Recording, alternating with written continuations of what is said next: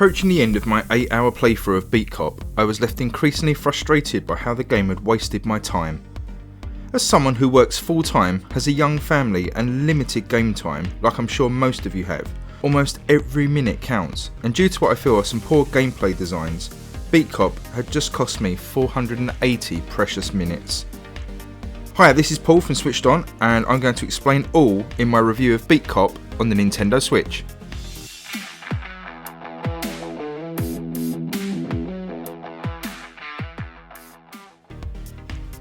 Okay, Beat Cop is from 11-bit Studios and sells itself as a love letter to 1980s cop shows.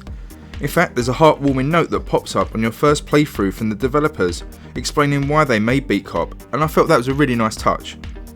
This carried on through the prologue as well, as we see our protagonist, Detective Jack Kelly, arrive on the scene of a gun-related homicide of a major US political figure. This is all nicely done, albeit in pixel art, but the atmosphere, music and story beats really set the mood for what should have been an engrossing game. I won't go too far into the story here for two reasons. Number one, obviously don't want to spoil it too much, and number two, the story is part of the poor gameplay design that I spoke about earlier. Now, following the intro, you find yourself in the briefing room of Precinct 69 in New York City on day one of the story, which in total gives you 21 days to clear your name. This briefing sets the tone for each day as your hard-nosed chief hands down the orders for that day. Usually, your orders are to write a set number of parking tickets, although every now and again something less mundane will be handed out, such as having someone walk the beat with you or having to spot a wanted felon on the street and towel them. Now, with your notebook freshly inked with these orders, you start your 8-hour shift, which is around about 20 minutes in real time, patrolling a single street in downtown New York. You can walk one end of the street to the other in about a minute, and there are around 10 to 15 businesses that you can enter and speak to the owners as and when required. Amongst these businesses are a mafia-owned pizza restaurant where you will be called regularly for favours, and similarly the other end of the street sees the crew hanging around, and again from time to time you'll be tasked with choices to help them or not. Both these groups play into the conspiracy of the larger story as the days pass. Now, vehicles will pull over and park along the street, and most of your time in Beat Cop will be spent checking these over and issuing tickets and towing orders for those who foul the law. This part of the game definitely reminded me of a game called Papers, Please, though without any of the panache and care that hit game has. In reality, what you're doing in Beat Cop is incredibly repetitive, and whilst a few small variations are introduced in what to ticket the public for, it never really progresses in either interest or difficulty in the way that Papers, Please keeps you on your toes as the game goes on. As you wearily run up and down the street ticketing cars, you may get a call on the police radio to attend a robbery or other petty crimes, which means chasing down marked felons or just going to speak to one of the shop owners. Kelly is hampered by a stamina bar though and can only run in short bursts, which doesn't seem to be the case for anyone else in the game, and this feels a little unfair when you're chasing down a crook. Well, that's basically Beat Cop in a nutshell. 21 repetitive days of handing out parking tickets until you reach the game over screen. I'm being slightly disingenuous to how the story in the game is handled.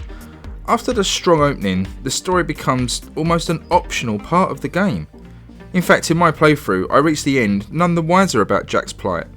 Perplexed by this, I took to Google to see what I'd done wrong, to discover I'd missed an NPC character very early on in the game, which meant the story had never moved on. Now, to me, this is awful game design. Quite how a story-driven game can allow you to miss the story and waste 7 further hours just carrying out menial tasks is absolutely beyond me. You do have the option to rewind time and pick up from any of the days you've played previously. Now, whilst this is quite an interesting option, it also resets your progress back to that day and you can't carry on from the part where you rewound. So beyond that, there are a myriad of other issues, so what we'll do is dive into my ups and downs and just get this review over with. Okay, I'm going to start with probably the only up that I can think of, and that is that the art style of the game is quite nice. The graphics, whilst basically pixel art, have a lot of character, and the street certainly feels alive in the background. There are also some nice callbacks to the 1980s, as you'd expect, with things like movie posters and just the styling of the street, the sort of break dancers in the street, that kind of thing. So some of that is done quite well. Unfortunately, I have got a list of downs, so I'm just going to rattle through them. First one, just to reiterate the point, any game that allows you to miss the story and not sort of guide you in a direction to ensure that story carries on is a big no-no, and for me is like a major down. Next down is the amount of just casual racism and sexism in the game. I mean, I'm no prude, and I get that the 80s were a very different time, but show me an episode of Hill Street Blues where the C word is used, or where derogatory terms are used to describe different races of people over and over. Now, I understand the 80s had this problem, but I don't recall cop shows being so on the nose, and it feels like the developers just used this period the game was set in to unleash childish, insulting and just unfunny humour just because they thought they could get away with it. Now, down 3 is the dull, repetitive gameplay. Now, personally, I'm a big fan of Papers, Please, and I really enjoy how tough it is, and although you're basically repeating the same thing every day, you're kept on your toes as the difficulty increases, and new gameplay tweaks are thrown your way pretty much every level. Now, there's no difficulty increases in Beat Cop at all. I had 2 game overs during my play just because of my own stupidity rather than the game becoming any more challenging. And by around day 12 of the story, I couldn't wait for the game to be over, to be honest.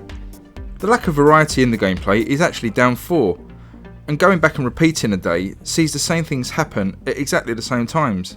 There are no random elements to make repeating the game interesting. You can vary the game a bit, I suppose, by making different decisions for the mafia or the crew, but again, I literally have no desire to try it and see what happens if you take a different path. But I'm just going to mention one more down, and that's just the clunky nature of the gameplay and the controls. Even navigating the street can be annoying as you snag on a tiny billboard or a step. The stamina bar when running is also annoying, requiring you to constantly wait for your bar to refill before you can run again. Okay, it only takes a second or two to do this, but it just breaks momentum when you want to get somewhere fast.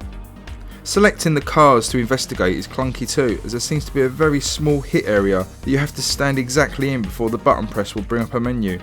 Again, this is really frustrating when you're trying to rush through a large quota of tickets. Now, as I say, there are other small issues, but the main problems in this game are bad enough to make the smaller ones pretty insignificant.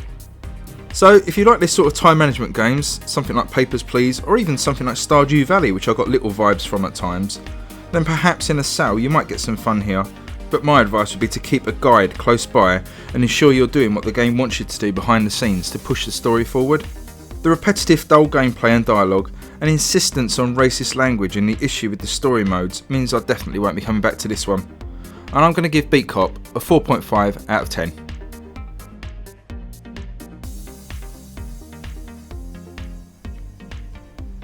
Thanks for watching my review on Beat Cop. I really hate handing out negative reviews. I'm generally a positive gamer, but I don't know, I just don't want people to waste their money and waste their time like I did on this one. Okay, thanks for watching. Please like and subscribe below if you enjoyed this video. It really means a lot if you could do that. And leave any comments if you picked this up or played it before. Be interesting to know what you think about the game. But until then, I will see you on the next video. Thanks guys, bye.